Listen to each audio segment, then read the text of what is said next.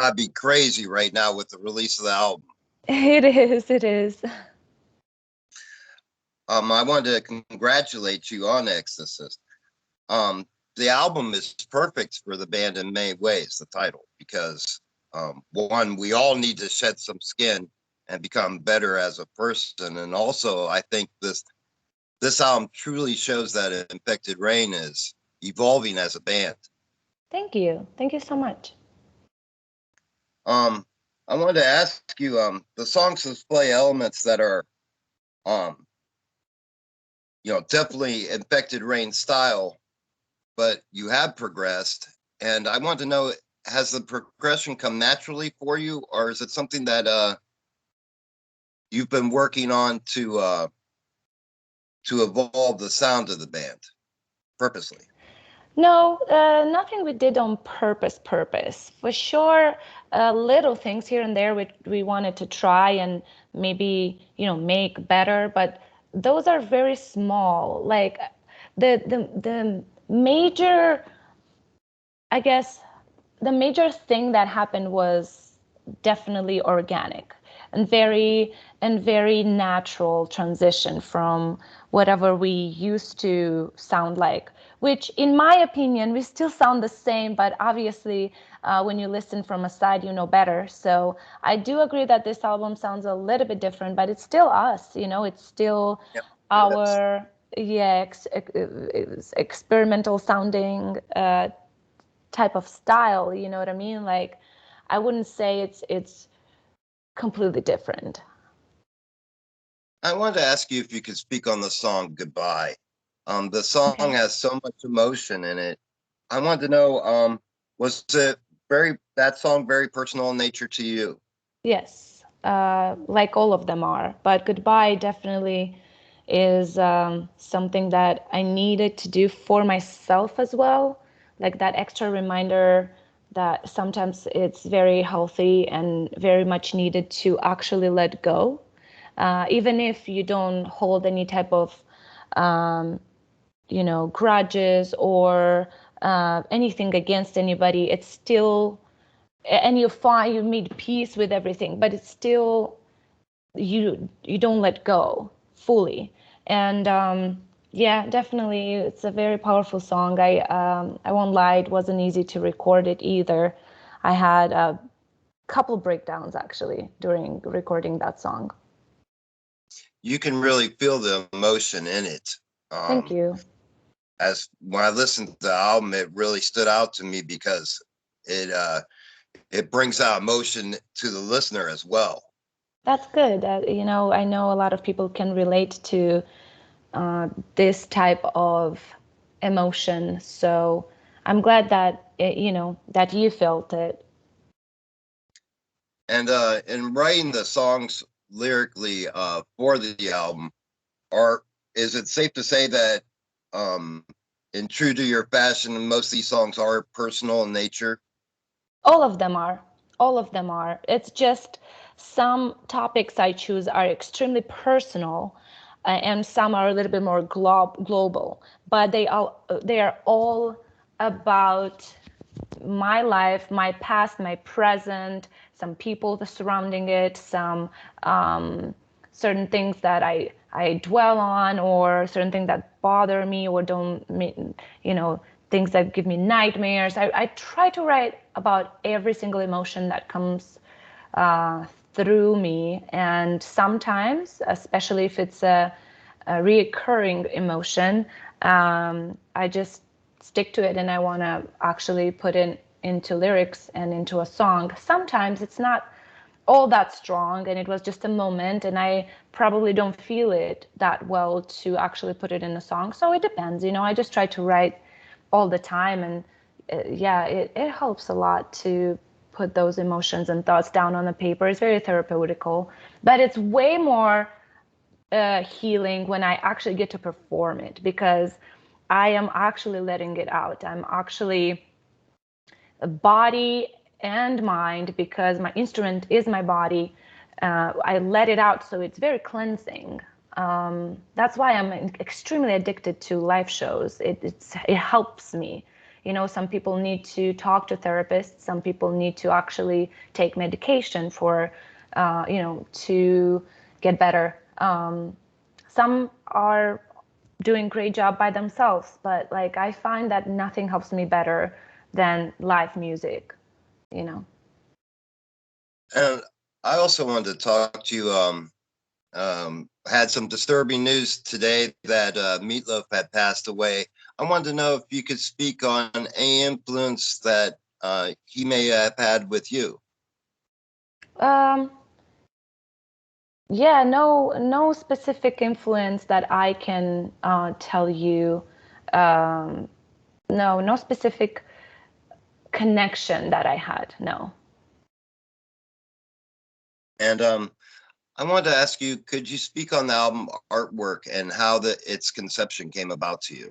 Absolutely. It was a very um, I don't know, very pleasant coincidence almost, like, because while we were working on the album, we already chose that we are going to film a music video for Postmortem. And while thinking about the concept of postmortem, at the same time, we were thinking about what should we put on the artwork for Ecdysis, because we already decided that this is going to be the name. And the idea for the name came from Vidic, our guitar player. And when we were thinking about the idea for Postmortem Part 1, I brought the idea of the cocoon and the spider webs. I could order these extremely realistic looking spider webs and bring them to the set, because we filmed everything in Moldova. So I had the opportunity to like order them here and bring them with me. And in the beginning, my idea wasn't supported too much because everybody was afraid that the cobwebs won't look real. You know, we wanted it to look as real as possible. So good thing I insisted, because I insisted a lot. I was like, trust me, it's a great idea. We will make it work. We made work things way more difficult than this. So we will make it work.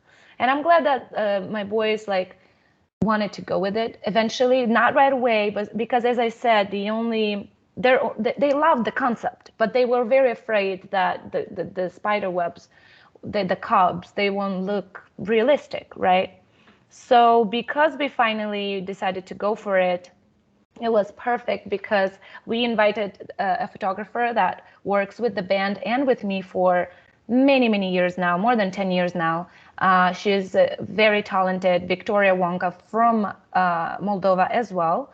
And just the way she sees and the way she works with light and everything, the pictures already on her camera on the set itself looked perfect. So we were like, oh my God, we should totally use this for the cover, because it's that's exactly what it is, you know. And that's how everything came together. And on album number 5, my face is on it. Basically, my body and face is on it. And if you had to be boxed in a corner to pick your favorite track or tracks, what would they be? I love a lot Fighter. I think Fighter is going to be a very great song to play live. It has such a strong meaning. I'll choose that. I'll choose Showers as well. I really love both Postmortem songs. This Walls. Oh my God, it's very difficult to choose just a couple. They mean all so much for me. And speaking of live performances, can you speak about your upcoming tour? Yes, we just announced a tour for Europe with Dagoba, which is a band from France. They are on our label as well, so should be super fun. However, we are still waiting for some, confirmations. Although we announced this tour a while ago.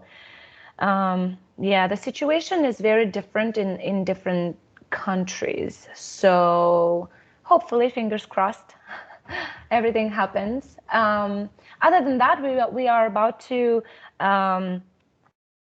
we are about to announce a United States tour right after it. So it will be cool to come back to the US again. Yeah, and then summer has a lot of summer festivals that hopefully also will take place. And yeah. I had the pleasure of seeing you guys in Westlake on your US tour. Thank And you.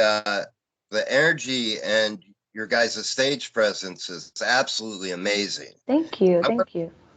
I wanted to know how much work does it take to put your show together? Well, it depends. Normally, it's just a couple of routine things that we all find for ourselves to get ready for the show.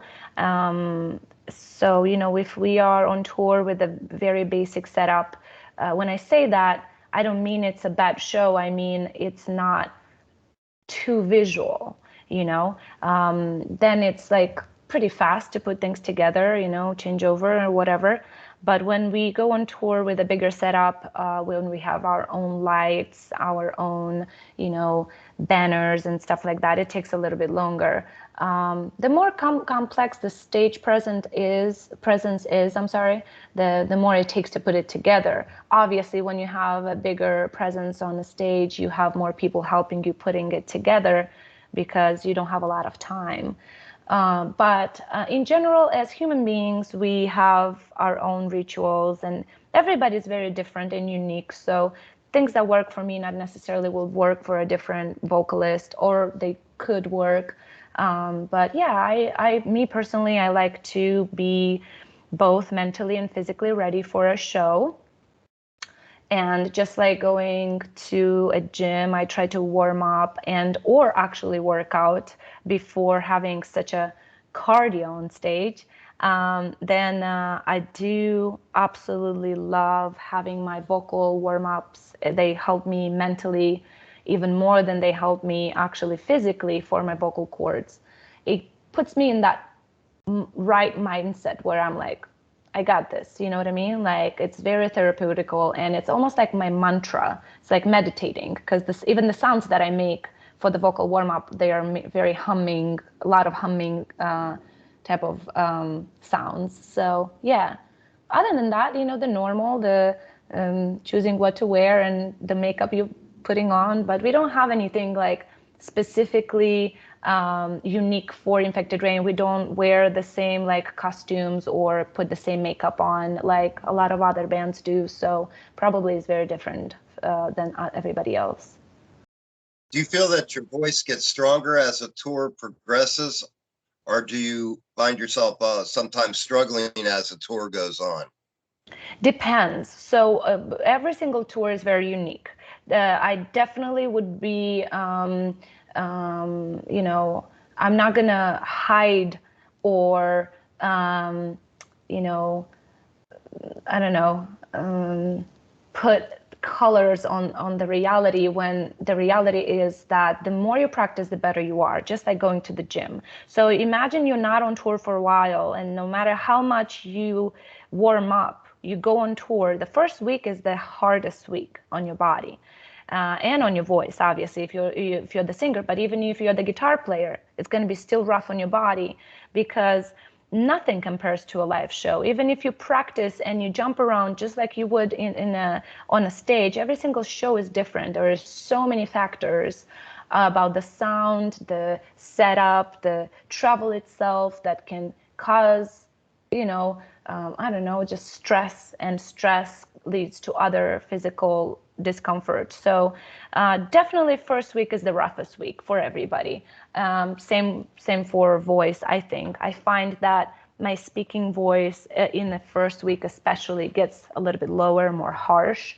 But that doesn't necessarily affect the singing process unless there are some technical difficulties or some problems with the venue itself, and then so it's going to sound really bad. Because you can be the most talented band on the planet, if you don't have good equipment, good stage, good crew people, you will sound like shit. So that being said, I want to bring the attention of everybody that the bands you love sound and look the way they do also because of everybody else that you can't see, people that are behind the curtains. So big thank you to our crew guys that go on tour with us and work so hard. Big thank you for all the managers and tour guides and tour managers and booking agents and all those people behind the curtains that nobody see, but because of them everything works out. Sure, the acoustics in every building is different, no matter where. Yeah. If you had to pick your proudest moment as an artist, what would you say that would be?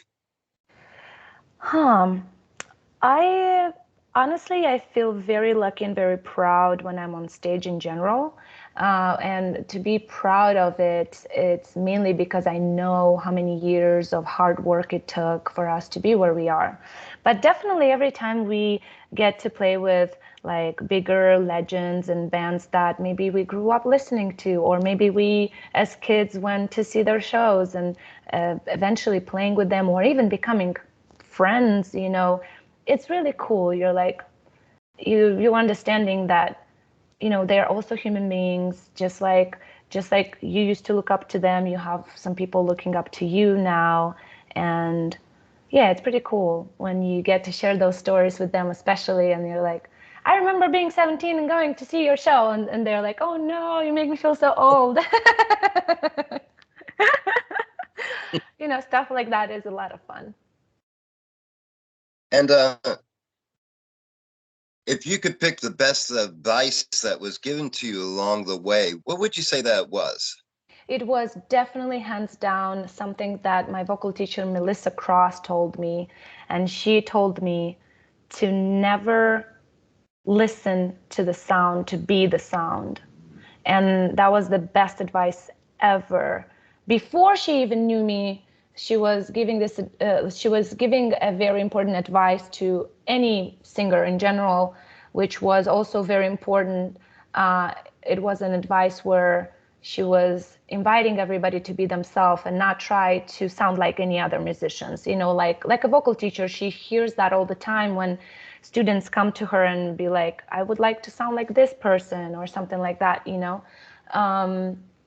So that was the first one, but that was before I met her. But then when I met her, she gave me personally this advice, because not being a musician and not studying music and not having any experience with the music in general before this band, I could say that I was trying too hard sometimes, like too hard. I was overdoing it.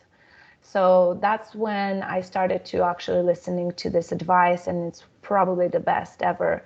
Just be the emotion, be the note, be the sound. Don't listen to it. Don't try to disconnect from it and listen from a side.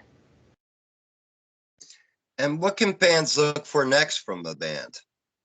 Just look up for the tour shows now, because now after giving so much, we would like to take it on tour, So that's definitely what we are trying to do. And when I looked up Moldova, the first thing that came up every time was the clubbing scene there. I wanted to know if you could speak on that. I guess some of the best clubs in the world are there. I have 24/7. no idea. Not really. Like, I've been to some clubs around the world in Moldova and here, like with some friends when somebody would celebrate something. But no, yeah, that's not my scene really, so I can't really tell you anything about it. And what was the first metal album that moved you?